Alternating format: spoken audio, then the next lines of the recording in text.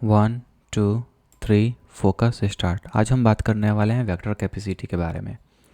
Vector में अगर हम लोग वेक्टर के एलिमेंट को नापना चाहते हैं कि उस वेक्टर में कितने एलिमेंट हैं, ओके, तो हम वेक्टर कैपेसिटी में आपके बहुत सारे फंक्शन आते हैं जिससे हम वेक्टर के एलिमेंट, उसका साइज कितना है, उसकी कैपेसिटी कितना है, वो एम्प्टी है कि नहीं है, उसको बड़ा कर सकते हैं, उसको छोटा कर सकते हैं। ये सारी चीज़ें आपके वेक्टर कैपेसिटी से होती है। हम बात करने वाले हैं साइज के बारे में।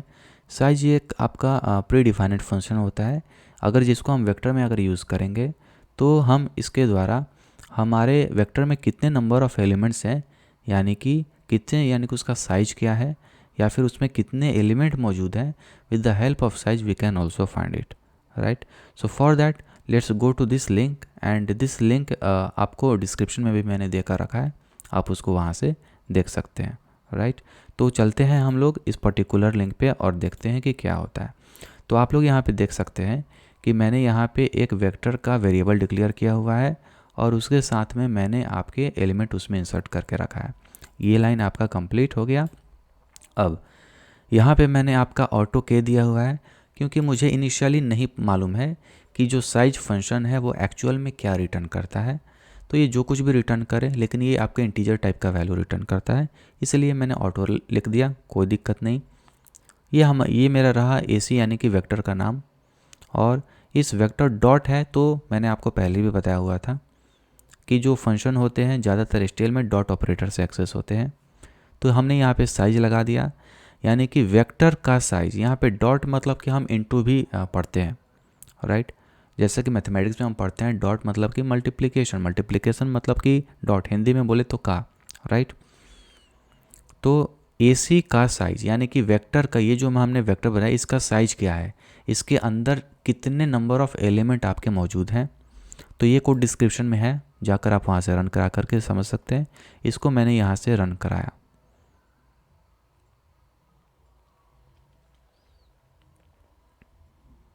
आप देख सकते हैं यहाँ पे आपका आउटपुट जो है वो 5 आया, क्योंकि इसमें आपके 5 एलिमेंट हैं हमारे वेक्टर में।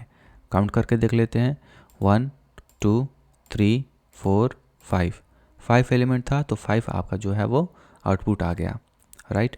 अब हम बात करने वाले हैं शॉर्ट के बाद में,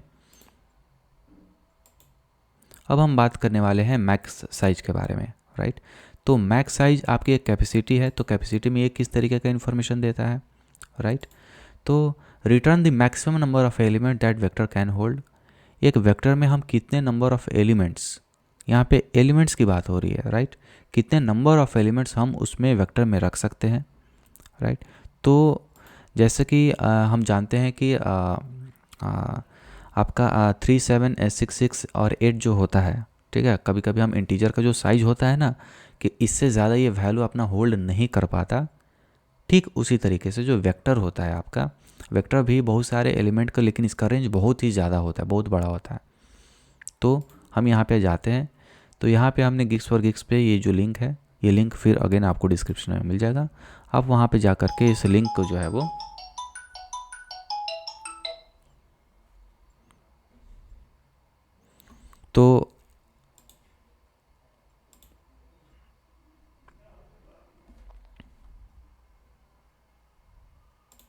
तो अब हम लोग अपने एग्ज़ाम्पल पे आ चुके हैं, राइट।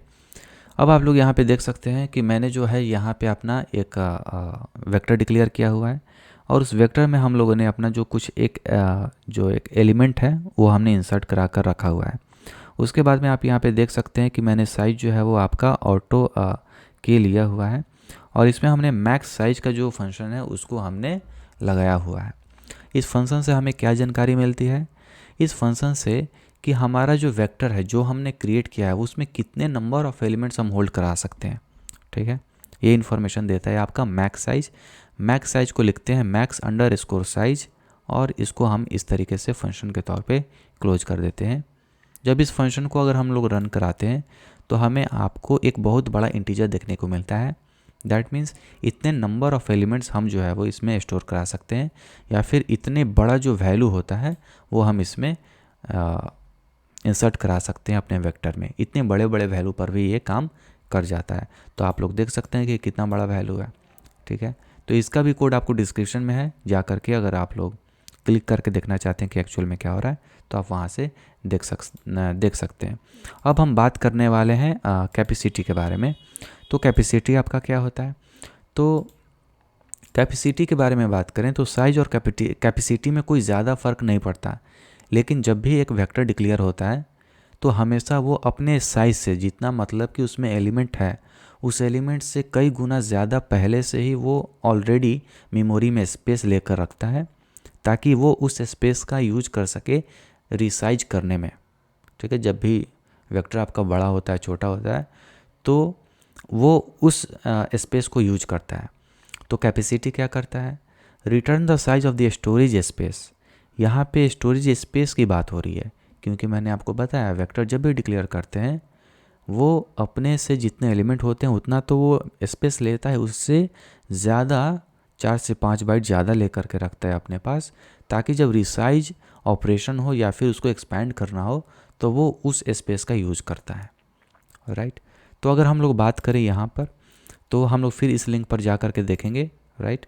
तो अगर हम लिंक पर जाते हैं तो आप लोग यहाँ से देख सकते हैं कि किस तरीके का जो है वो आपका ये कोड है। राइट। तो इस अगर कोड के बारे में अगर हम लोग बात करें तो यहाँ पे आप इस कोड के बारे में यही देख सकते हैं कि हमने यहाँ पे वेक्टर डिक्लेयर करा, यहाँ पे हमने कैपेसिटी लगाया। ठीक है, लेकिन यहाँ पे जो कैपेसिटी है वो साइज जैसा ही काम करता है। ठीक है, कभी कभी किसी केस में अगर आप लोग पढ़ाई करोगे तब आपको पता चलेगा कि कैपेसिटी भी आपको अलग अलग वैल्यू देगा। एट सर्टेन पॉइंट पे जितना एलिमेंट है उतना तो देगा ही, लेकिन उससे ज़्यादा भी कुछ आपको जो पोजीशन है या फिर जो वैल्यू है, जो साइज़ है वेक्टर का, वो भी आपका देता है। तो अभी जो अगर हम लोग एसी यानी कि एप्लीकेशन क्लब का जो वेक्टर मैंने बनाया है उसकी कैपेसिटी बताओ कितनी है। ठीक है, तो इसकी जो अगर कैपेसिटी अगर मैंने करना चाहूँ तो आप यहाँ पे देख सकते हैं कि क्या होता है। तो यहाँ पे आउटपुट में अभी 5 आ गया, और आपको याद होगा कि साइज में हम लोग जो यूज़ करते थे वो भी आपका 5 आ रहा था। ठीक है, तो कैपेसिटी और साइज दोनों इक्वल होते हैं, लेकिन जो कैपेसिटी होती है इसकी वैल्यू कहीं कहीं पर चेंज हो जाती है जब आप आगे पढ़ेंगे। तो इस कोड का भी लिंक आपको डिस्क्रिप्शन में मिल जाएगा, आप जा कर के वहाँ से इसको रन करा करके देख सकते हैं। राइट। अब जो है हम बात करने वाले हैं आपके एम्प्टी फंक्शन के बारे में।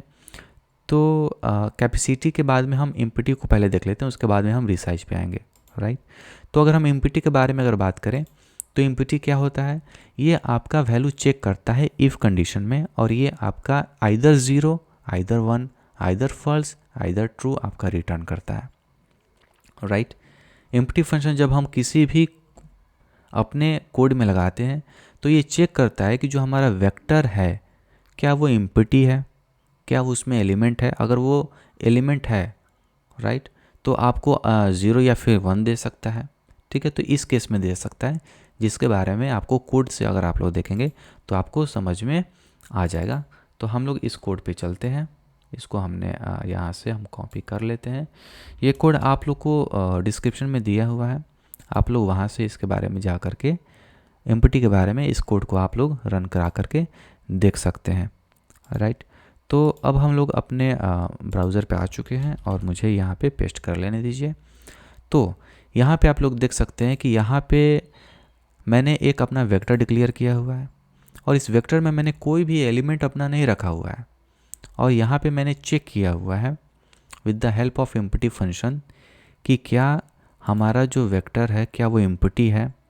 अगर एम्प्टी अगर होता है तो वो 1 रिटर्न करेगा, और अगर 1 रिटर्न करेगा तो ये मैसेज जो है वो हमारे डिस्प्ले पे प्रिंट हो जाएगा कि यस और vector is empty. Right. For example हम रन करके देख लेते हैं।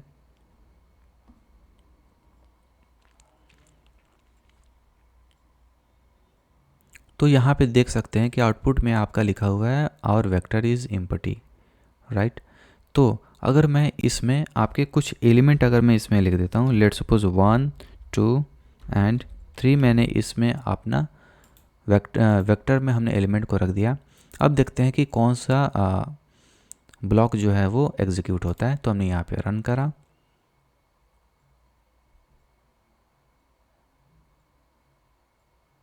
तो आप यहाँ पे देख सकते हैं और वेक्टर इज़ फुल, मतलब कि हमारे वेक्टर में कुछ एलिमेंट है, राइट। तो डिस्क्रिप्शन में लिंक है, जा करके इस कोड को आप चला करके अपने हिसाब से मॉडिफाई करके और भी बहुत सारी चीज़ें इसमें सीख सकते हैं, राइट।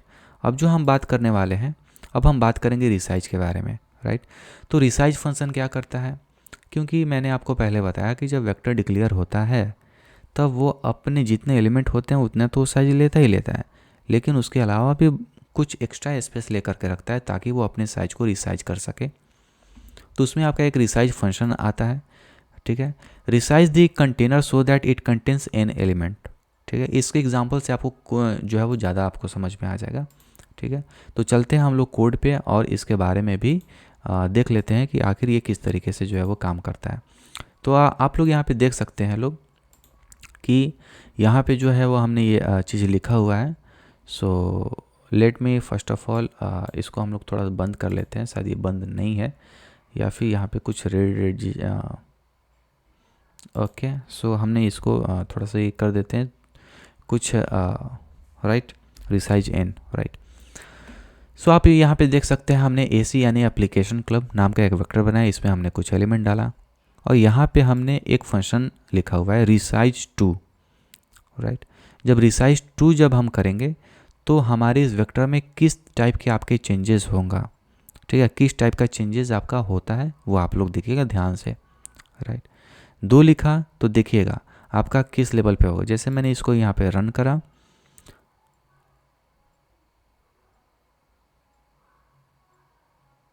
तो आप देख सकते हैं 6 और 7 प्रिंट हुआ, जबकि प्रिंट होना चाहिए था 6 7 8 9 6, लेकिन यहाँ पे जो 2 लिखा हुआ है रिसाइज करते समय जो हम n की वैल्यू रखते हैं 2, तो इसका मतलब ये होता है कि 0 और 1 यानी कि from the beginning you have to consider only the 2 element. अगर हम यहाँ पे 3 लिखते हैं तो that means you have to consider the first 3 element, right?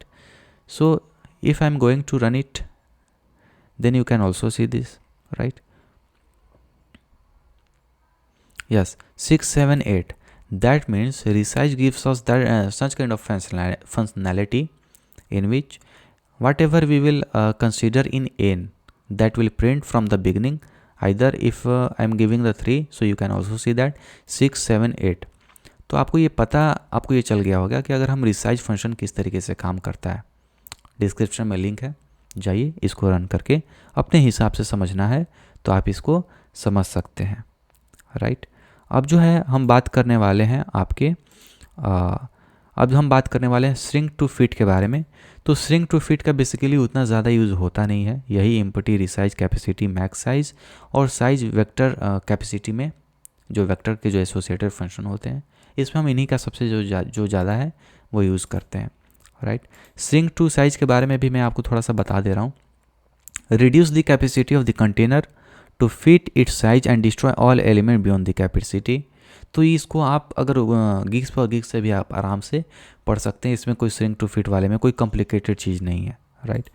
Reserve के बारे में बात करें तो ये आपके मैंने बताया था वेक्टर डिक्लेयर करते समय जितना एलिमेंट होता है उतना स्पेस लेता है, लेकिन अपने साथ में कुछ और स्पेस रिजर्व करके रखता है ताकि वो उस स्पेस का काम ला पाए जब वो अपने साइज को छोटा और बड़ा करता है तब, राइट। तो रिजर्व में भी आपका वही होता है, request the vector capacity be at least enough to contain n elements. तो रिजर्व में भी कुछ खास बताने वाली चीज़ नहीं है।